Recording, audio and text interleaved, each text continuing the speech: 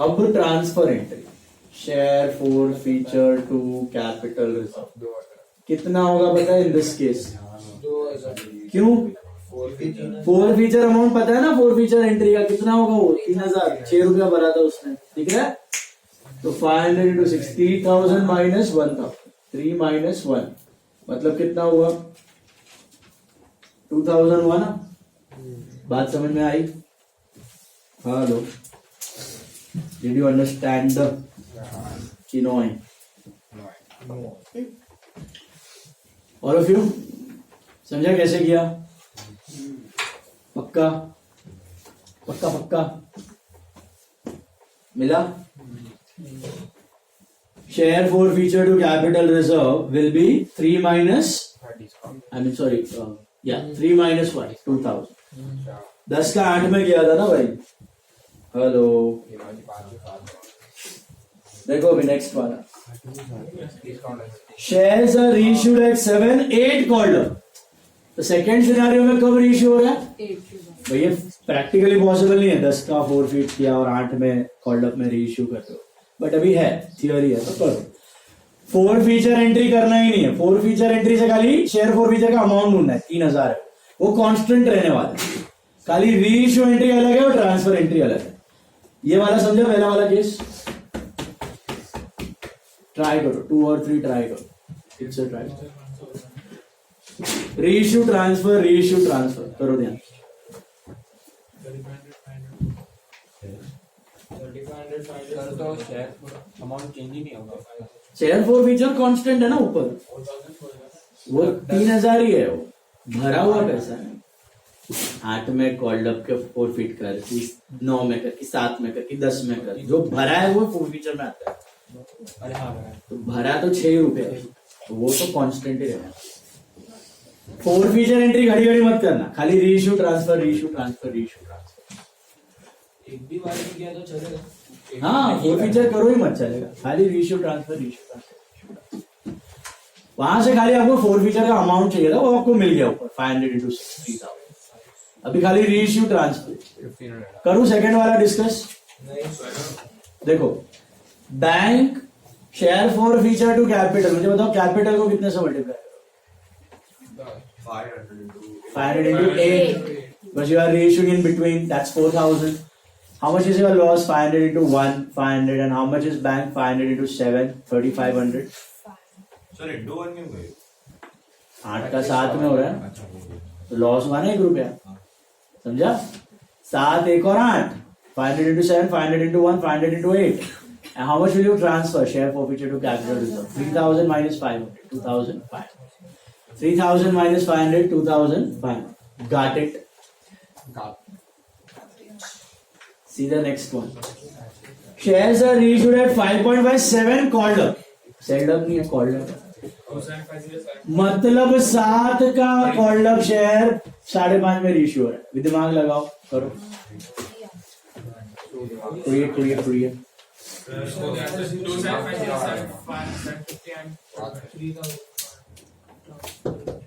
Reissue entry क्या आएगा? Bank share forfeiture to capital, how much in bank? 500 into 5.5, 275. How much is share for fीचर? 500 into 1.5, 750. And capital 500 into 7, 35. And again you transfer. Share for fीचर to capital reserve will be how much? 3000. वो तो constant है. 3000 minus 750, 2250. Is this clear? Is this clear? Hello. अभी आपका एक और concept है, इसको बोलते हैं COTC। क्या बोलते हैं? COTC। COTC का फुल फॉर्म है consideration other than cash. Consideration other than cash. तो सीन क्या है देखो ध्यान, मिला ये वाला लास्ट। अभी COTC का मतलब क्या है? तो कंसिडरेशन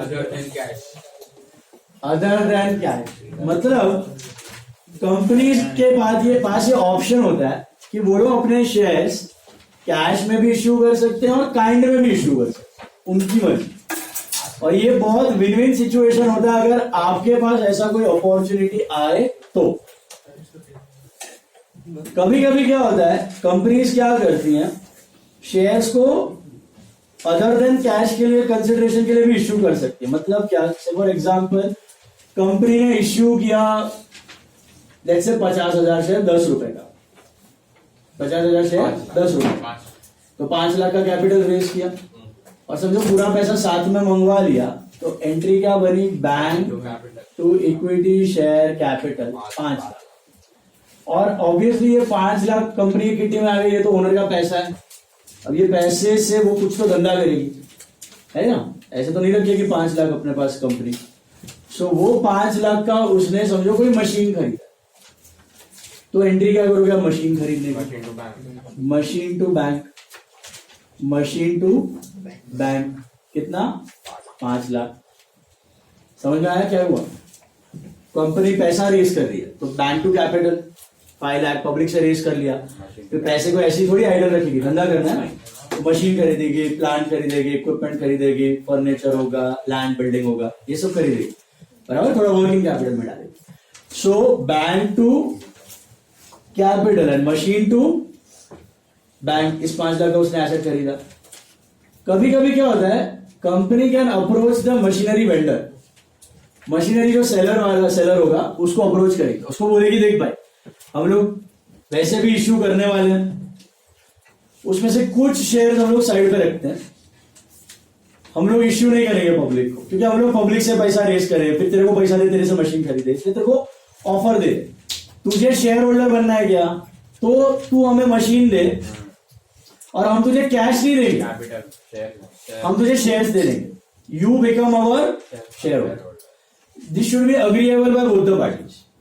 तो आप क्या कर रहे हो, बेसिकली पैसे को इक्वेशन से हटा रहे हो, you are simply making it as machine to capital. तो सीन क्या हुआ, कंपनी को कैश नहीं मिला, कंपनी को मिला मशीन, और वेंडर को कैश नहीं मिला, वेंडर को मिले शेयर्स, तो दोनों का विन विन सिचुएशन है। कंपनी का क्यों फायदा हुआ, कंपनी का किटी से कैश आया गया, वो सब फॉर्मेलिटी झंझट गया, शेयर कैपिटल के फॉर्म में डिस्चार्ज हो गया वो शेयर वेंडर। समझ में आ रहा है, पैसा देने की जरूरत नहीं है, शेयर होल्डर बना दिया उसको, शेयर होल्डर बना देने से पैसा देने की जरूरत नहीं है। और शेयर होल्डर का क्यों फायदा हुआ, वेंडर का क्या फायदा हुआ, उसको शेयर्स मिल गए, फ्यूचर में अगर भाव बढ़ेगा तो प्रॉफिट करके निकल सकता है। अरे अंडरस्टैंड, ऐसा काफी सारे कंपनीज करते हैं। आपके साथ भी अपॉर्चुनिटी मिले, इधर गांवों में जमीन रहेगा, कोई कंपनी आ रहा है प्लांट बनाने को, तो वो जमीन के बदले पैसा मत लेना, अगर it's a good company take shares, क्योंकि ऑब्वियसली वो लैंड खरीदेगा एक्सपेंशन मोड में, एक्सपेंशन मोड में तो शेयर प्राइस बढ़ने वाला है, तो अगर शेयर खरीद कर रख लोगे तो ज्यादा चांदी होगी। और कंपनीज क्या करती हैं इन सच सिचुएशंस, उसके साथ आप बार्गेनिंग भी कर सकते हो, क्योंकि उसको शेयर्स ही देने, पैसे तो देने नहीं है। तो आप बोलोगे मैं अपना मशीन 5 लाख का दे रहा हूं, लेकिन मेरे को 6 लाख का शेयर्स चाहिए, मेरे को 7 लाख का शेयर चाहिए, मेरे को मार्केट प्राइस से डिस्काउंटेड प्राइस पे दो, होता है, कर सकती हो ये। मतलब 50 रुपए का शेयर है ना, आप 40 में बार्गेन कर सकते हो, 35 में भी बार्गेन कर सकते हो, 30 में भी बार्गेन कर सकते हो, जितना फिर आपका कैपेसिटी और कंपनी का कैपेसिटी वैसा। तो उधर के उधर ही फायदा हो जाता है, ताबड़तोड़ 1 लाख रुपए उधर ही फायदा हो जाता है आपका, मार्केट में बेच के आप निकल सकते हो। समझ में आया? तो this is legal and this is allowable. So shares can be issued for consideration other than cash. Logic समझा इसका? पैसा रेस किया, उसे एसेट ही खरीदना है ना, तो एसेट वेंडर को ही अप्रोच करो और उसको क्या बना दो, शेयर होल्डर बना, give him shares and take the asset, give him shares and take the asset. Is this clear? इसको बोलते हैं shares issued for consideration other than cash.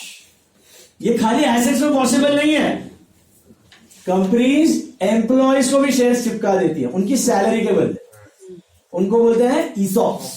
Have you heard about this word? Employ stock option scheme. ESOPs में क्या होता है, आप सब मेरे एम्प्लॉयज हो, आप सबको मुझे 10-10 हजार रुपए पगार देने पर मंथ, 50 दिन का 5 लाख रुपए होता है मेरा, मैं आप सबको ईसॉप दे देगा, बोलेगा मेरा कंपनी का शेयर है मस्त, आपको तो पता ही है, आप ही एम्प्लॉय हो, आप ही काम कर रहे हो, आप काम करोगे तो कंपनी ग्रो होगी, करोगे इज्जत से तो ग्रो होगी तो शेयर प्राइस बढ़ेगा। तो मैं आपको पगार नहीं दे रहा हूं, मैं आपको क्या दे रहा हूं? शेयर्स। मैं आपको दे रहा हूं शेयर्स। अभी वैल्यू मार्केट में चल रही है कंपनी के शेयर की समझो 50 रुपए, मैं आपको 10 रुपए में दे रहा हूं, मैं आपको 10 रुपए में दे रहा हूं। इतना डिस्काउंटेड वैल्यू का आता है ESOPs, बट उस पर कैश रहता है, उसके अग्रीमेंट में लॉक इन पीरियड रहता है कि आप 3 साल तक वो शेयर्स बेच नहीं सकते। Till 3 years you can not sell दो शेयर, नहीं तो आप अभी सब बेच बाज के निकल जाओगे, 40 रुपए का प्रॉफिट करके भाग जाओगे दूसरे कंपनी में, मेरा नुकसान करके जाओगे। तो आप एम्प्लॉइज हो, मैं आपको शेयर्स दूंगा आपके सैलरी के अगेंस्ट। सैलरी नहीं दूंगा, पैसे नहीं दूंगा, क्या दूंगा? शेयर्स दे दूंगा। ESOPs बोलते हैं उसको। 10 रुपए में दूंगा और 40 रुपए डिस्काउंट में दूंगा, वो मैं बेयर करूंगा ओवर स्पैन ऑफ 3 years। मेरा खर्चा deferred revenue expense, I will bear it over span of 3 years। But शायद 3 साल के बाद 50 रुपए का भाव 150 रुपए हो गया, तो आपका तो चांदी है ना, 10 रुपए का शेयर आपका 190 में बिक रहा है, आई मीन 200 में बिक रहा है, तो 190 का प्रॉफिट आपका। समझ में आया? सर पण आहे ते घर के ते 3 वर्ष तक पूरा नहीं मिलता है उसको, थोड़ा पगार देगा, थोड़ा कैश देगा। मतलब तुम्हारा 50,000 10,000 रुपए पगार है ना, 2,000 रुपए कैश देगा, 8,000 रुपए का शेयर दे देगा, ऐसा। ये स्टार्टअप वाले बहुत करते हैं, तो स्टार्टअप वाले को पैसे का तंगी रहता है, तो वो लोग क्या देते थे? शेयर। और उससे 2 एडवांटेज है, एक तो पैसा बचा और दूसरा वो एम्प्लॉय भी झक मार के काम करेगा, क्योंकि वो भी अभी वो सोचेगा मैं भी ओनर है, मैं काम करेगा, कंपनी ग्रो करेगा, कंपनी ग्रो करेगा, मेरे को फायदा होगा। That is called as ESOP। अभी ये जोमेटो का ESOP था, 3 साल का लॉक इन पीरियड था। जोमेटो लेकिन लॉस में ही गिरा, उसका सपना अपना दिखा एम्प्लॉय को, लेकिन वो लॉस में ही गिरा। तो जैसा उसका 3 साल का लॉक इन खत्म हुआ, पब्लिक ने डंप कर दिया सब एम्प्लॉय ने बेचा मार्केट में। एक दिन में वो शेयर का प्राइस कुछ 70 का 60 या 50 हो गया था, पहले ही 130 का 70 पे चल रहा था वो। पब्लिक को 130 160 का चांदी वो सब लड्डू दिखा के दिया था उसने सब, लेकिन 70 का बोला जो आया वो हाथ में बेचो। नायका में भी सेम हुआ, 2-3 साल का लॉक इन पीरियड के बाद सब ने डंप किया, क्योंकि company wasn't so good. Infosys ने चालू किया था ये स्कीम ESOPs का, लेकिन इन्फोसिस का शेयर इतना ब्रिलियंट था परफॉर्मिंग कि वो सारा डबल हो रहा था, हर तीसरे साल डबल हो रहा था प्राइस। तो पब्लिक ने ESOP निकाला ही नहीं, अपने पास ही रहने दिया, क्योंकि ऑब्वियसली बढ़ रहा है तो और फायदा होगा आगे जाके फ्यूचर में। तो अच्छा कंपनी का ESOP पब्लिक बेचता नहीं, अपने पास संभाल के रखता है लॉन्ग टर्म के। ओके, इन्फोसिस का share price every 3 years it used to get double, every 3 years 7 or 8 times it has got double. This is the price which is 8 times 1:1 bonus आने के बाद, बोनस मतलब फ्री ऑफ कॉस्ट शेयर्स मिलता है, वो क्या detail में बताऊंगा। तो ये प्राइस अभी 8 टाइम्स डबल होने के बाद का प्राइस है इन्फोसिस का। तो if it's a good company then win win situation for both the party. So बात की एक बात, what are ESOPs, what are COTC? COTC मतलब shares are issued for consideration other than cash. Consideration other than cash का मतलब cash के जगह पे कुछ और एसेट के सामने आप शेयर्स इश्यू कर रहे हो। तो इसकी जर्नल एंट्री क्या होगी? एक पार्ट में नहीं करनी है डायरेक्टली मशीन टू, ऐसा नहीं कि मशीन खरीदा शेयर दे दिया घर पे जाके, डायरेक्टली नहीं होता, 2 पार्ट्स में करने का। क्या करने का? पहले करने का मशीन टू क्रेडिटर, क्रेडिट पे लेने का, मशीन टू क्रेडिटर। अभी क्रेडिटर को पैसा देते तो क्या एंट्री करते? क्रेडिटर टू बैंक, पैसा नहीं दे रहे हो शेयर दे दो, creditor to equity share capital, creditor to equity share capital, बकवास कर। Machinery to creditor and then creditor to equity share capital, 2 and में 3 रॉन्ग आंसर दिए। Machinery to creditor and creditor to equity share capital. Bank will not come in the picture at all, पैसा ना आएगा ना पैसा जाएगा। पहला credit पे एसेट खरीदो, फिर उसको क्या दो? शेयर। इसको आप इक्विटी शेयर भी दे सकते हो, इसको आप प्रेफरेंस शेयर भी दे सकते हो, इसको आप डिबेंचर भी दे सकते हो और डिबेंचर होल्डर भी बना सकते हो, लोन गिवर भी बना सकते हो। वो depends on the business and that person. Is this clear? तो यहां पर सम नंबर 15 देखो सब, छोटा सा सम देखो फिर next. C Games and Company Limited acquired the running business of Mr. Gunthe. Games and Company 15वां 129.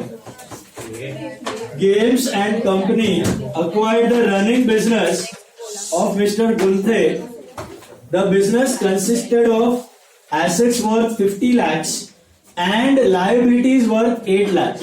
अभी मैंने आपको जो एग्जांपल दिया, यहाँ पे आपने सिर्फ एसेट लिया था. अभी आप पूरा का पूरा बिजनेस ही ले लो, तो business consist of what? Assets and liability. मतलब विच लायबिलिटी का टॉपिक है? External liability. तो एक कंपनी ने एक छोटे से बिजनेस को टेक ओवर कर दिया. जो मर्जर एक्विजिशन होता है ना, उसका बेसिक क्रक्स यही है जो मैं बता रहा हूं. तो 50 लाख के एसेट थे उसके. कितने के? 50 लाख के. 50 लाख का एसेट आया और सामने 8 लाख का लायबिलिटी भी लिया. मतलब कंपनी गुंथे को बोल रही है, देख भाई गुंथे, तेरे एसेट्स हम लोग ले रहे हैं 50 लाख के, और तेरे ऊपर जो कर्जा है, लोन है, वो भी हम चुकाएंगे. तो गुंथे को उतना पैसा ज्यादा मिलेगा कि कम? कम, क्योंकि गुंथे का लोन सभी कंपनी चुकाने वाली है. तो कंपनी गुंथे को कितना देना चाहिए? 42 लाख. अब कंपनी के पास ऑप्शन है, 42 लाख रोकड़ा दे सकती है, ऑल कैश डील, या फिर शेयर्स दे सकती है, इक्विटी शेयर्स, प्रेफरेंस, या फिर डिबेंचर भी दे सकती है. उसकी मर्जी या गुंथे की मर्जी, दोनों का सम्मति से. तो यहां पर देखो 50 लाख का एसेट है, 8 लाख का लायबिलिटी है. देना कितना है उसको? 42 lakhs. Equity shares of 100 each fully paid up are issued to the vendors in payment of purchase consideration. Show journal entries in the books of Games Company. So, Games Company ने पहले तो गुंथे का business acquire किया. तो what is the entry? अगर आप सिर्फ asset लेते तो एसेट टू क्रेडिटर करते. अब आप एसेट के साथ लायबिलिटी भी ले रहे हो, तो लिखो sundry assets account debit 50 lakhs. मतलब कंपनी के बुक में एसेट बढ़ा और लायबिलिटी भी आ रहा है. तो लायबिलिटी बढ़ा तो डेबिट की क्रेडिट? क्रेडिट. तो to sundry liabilities account, this is 8 lakhs to Gunthe जो भी है क्रेडिटर. मतलब गुंथे को कितना पैसा देना बाकी है? 42 lakhs. This is being business acquired from Gunthe. Being business acquired from Gunthe.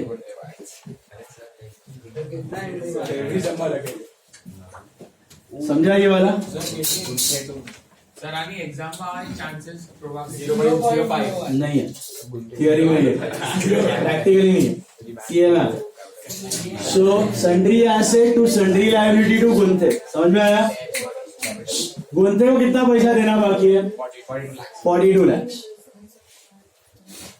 अब ये 42 लाख अगर उसको कैश में चुका देता तो क्या एंट्री होता? गुंथे टू कैश, कैश बैंक. लेकिन हमने उसको कैश नहीं दिया, उसको दिया शेयर. वो भी देखो दो केस है, केस 1 और केस 2. 3 नहीं है, 1 और 2 है. Shares are issued at par, shares are issued at a premium of 25%. तो पहला shares are issued at par, मतलब उसको चुकाना 42 लाख और शेयर 100 रुपए क्या? तो 100 रुपए का शेयर कंपनी ने 100 रुपए में दिया. तो कितने शेयर्स दिए होंगे? 42,000 शेयर्स ऑफ 100 ईच. तो उसको शेयर होल्डर बना दिया. तो एंट्री क्या बनेगी? गुंथे घटा, गुंथे अकाउंट डेबिट, ये रहा creditor account debit to what? Equity share capital. Creditor that is Gunthe to equity share capital. This is being 42,000 equity shares of 100 each issued towards payment of business. 42,000 shares issued towards payment of business. ये जितना भी merger acquisition होता है, जैसे कि वो बंधन bank ने ग्रो फाइनेंस को टेक ओवर किया, या फिर आपका बायजूस ने उसको लिया अपना आकाश को, या तो फिर अपना वो वेरांडा ने जेके शाह को टेक ओवर किया. ये सबका सीन सेम है. सबके केसेस में यही हो रहा है, उनके एसेट्स अक्वायर किए जा रहे हैं और जो वेंडर्स थे उनको क्या बनाया जाता है? Share holder. अब बिजनेस अच्छा करेगा तो फायदा उसका, नहीं करेगा तो नुकसान, वो शेयर होल्डर बन चुका है। तो ये बेसिकली सीन क्या हुआ, यहाँ पे घूमते घूमते कट हो रहा है, दिख रहा है। तो अभी कंपनी के बैलेंस शीट में क्या हुआ, वो घूमते का एसेट आ गया, घूमते का लायबिलिटी आ गया और शेयर कैपिटल बढ़ गया। समझ में आया? हेलो। तो पहले केस में shares are issued at par, shares are issued at par, payment of business. Second case में shares are issued at premium, but will your first entry change? That will remain same. अभी गुंते को देना कितना है, 42 lakhs, लेकिन company का bargaining position strong है, company अच्छा खासा प्रॉफिट बना रहा है। तो कंपनी गुंते को क्या बोल रहा है, देख भाई गुंते, हमें तुझे 42 lakhs देना, लेकिन हम अपने शेयर 100 रुपए में नहीं देंगे, 125 में देंगे, खरीदने का तो खरीद। कुंते लालच में आके खरीदेगा, क्यों पता है, इट्स अ गुड कंपनी। तो वो सोचेगा भले ना 125 में है, भले कुछ शेयर कम मिले मेरे को, पर फ्यूचर में 125 का 200-300 हो गया तो मैं तो बेच के निकल सकता हूं। तो in the second scenario shares are getting issued at premium. तो कंपनी का क्या हो रहा है, फायदा हो रहा है कि नुकसान हो रहा है? फायदा हो रहा है। क्यों, समझा? अभी ज्यादा शेयर्स देगी कंपनी की, कम देगी। कितने देगी पता है आपको? Number of shares is nothing but amount payable upon issue price. Sir मतलब 42 lakh divide by 120, 42 lakh divided by 125 मिला। तो 100 रुपए का शेयर 125 में जा रहा है, 25 रुपए का उसमें प्रीमियम। तो अभी एंट्री क्या बनी, पहली एंट्री सेम है, एसेट टू लायबिलिटी को गुंथे, ये समझ में आया। सेकेंड एंट्री थोड़ी सी अलग होगी, it will be Gunthe account debit to what, equity share capital account to share premium account, share premium. ये समझ में आया? सर खाली नरेशन ना बदली, अबे एंट्री भी चेंज हुआ ना, कैपिटल और प्रीमियम दोनों आ गए। प्रीमियम बढ़ाया ना भाई। गुंथे में कितना लिखोगे आप, 42 लाख। अच्छा सोच के बताओ, कैपिटल को कितने से मल्टीप्लाई करना है, 100 से करना है कि 125? 33,600 into 100, that is 33,60,000, and this is 33,600 into 25, 25 रुपया प्रीमियम, 8,40,000 is premium. नरेशन होगा being issue of, wait